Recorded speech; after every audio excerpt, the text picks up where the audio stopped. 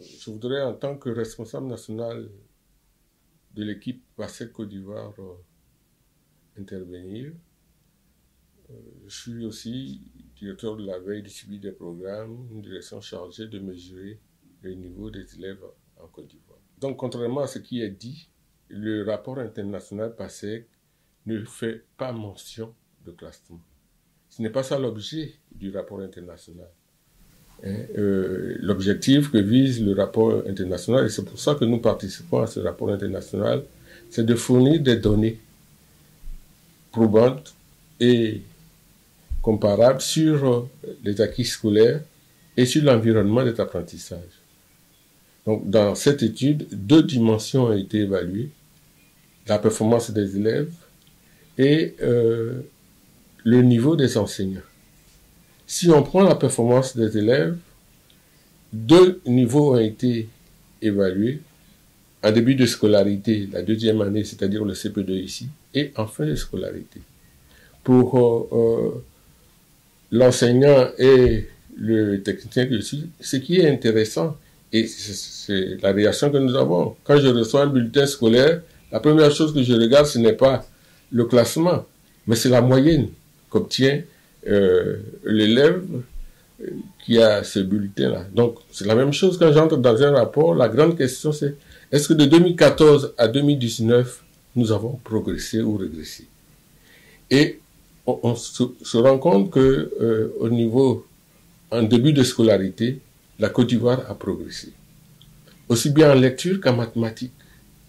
En mathématiques, nous sommes passés de 30% en 2014 à 70% en 2019.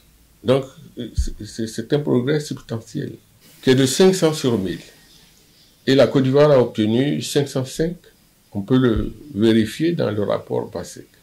Pour ce qui est du niveau des enseignants, l'évaluation a montré que l'échantillon des enseignants que nous avons évalué a un très bon niveau. La majorité des enseignants de cet échantillon se classent parmi les meilleurs. Donc, on ne peut pas dire que tout est sombre, catastrophique, parce qu'il faut se souvenir que nous sommes à notre 3e participation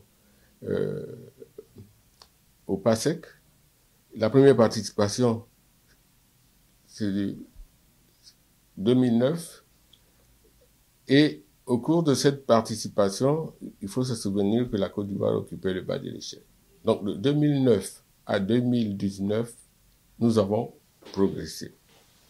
Et il est important de le mentionner parce que si je prends les débuts de scolarité, c'est-à-dire le CP2, nous avons une proportion d'élèves en difficulté d'apprentissage assez grande. En 2009, notre score était de 330 en lecture. En 2014, nous avons fait quelques progrès, mais nous étions encore en deçà de la moyenne, 480 en lecture. Et en 2019, nous sommes à 520. Vous voyez bien le progrès que nous avons fait. Et je crois qu'il est important de le souligner, de le mentionner, parce que nous avons progressé.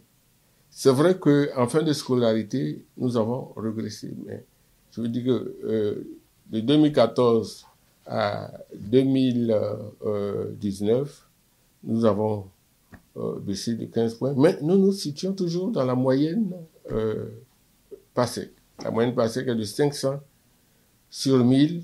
Et en 2019, en lecture, en fin de scolarité, nous avons 505 points sur 1000. Et comme je le dis, ce qui est important pour nous, c'est justement de voir si cette performance a évolué ou pas. Pour une raison fort simple. Si je prends les débuts de la scolarité, je remarque que nous avons fait quelques progrès.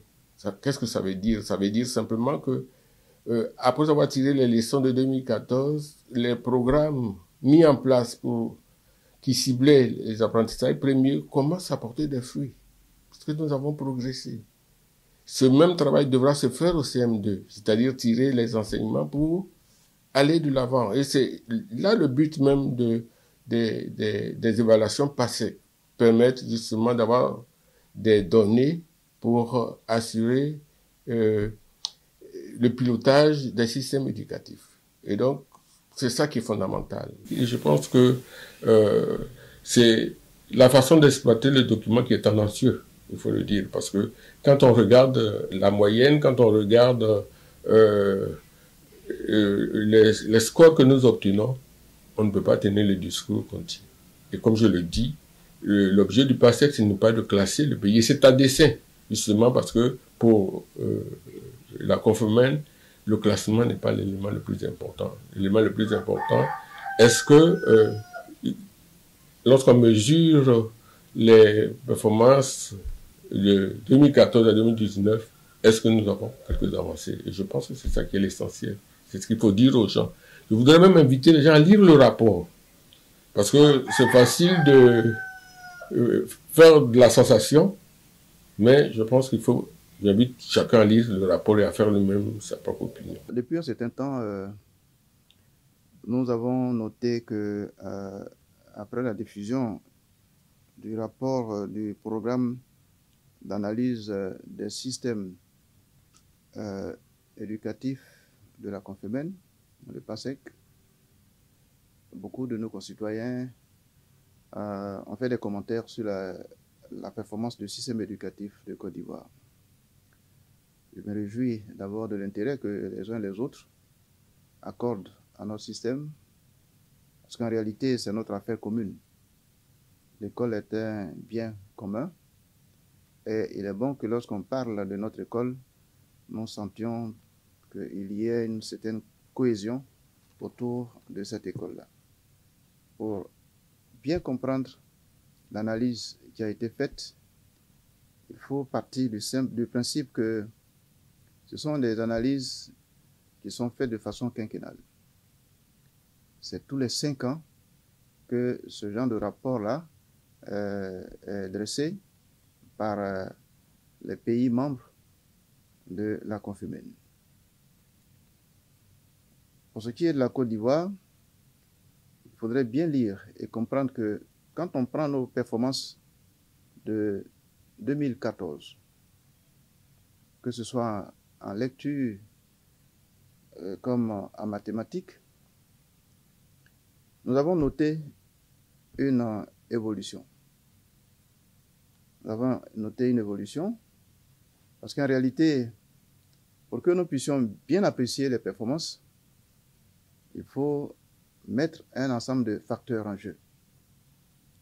Il se trouve que dans la sous-région, dans l'espace francophone du PASSEC, la Côte d'Ivoire est le pays qui investit le plus en matière d'éducation. C'est le pays où on assiste à un recrutement massif d'enseignants. C'est le pays où on a le plus gros niveau d'investissement en termes de construction, en termes d'équipement de nos écoles. Malheureusement, ce que nous avons noté, c'est que le ministère fait sa part.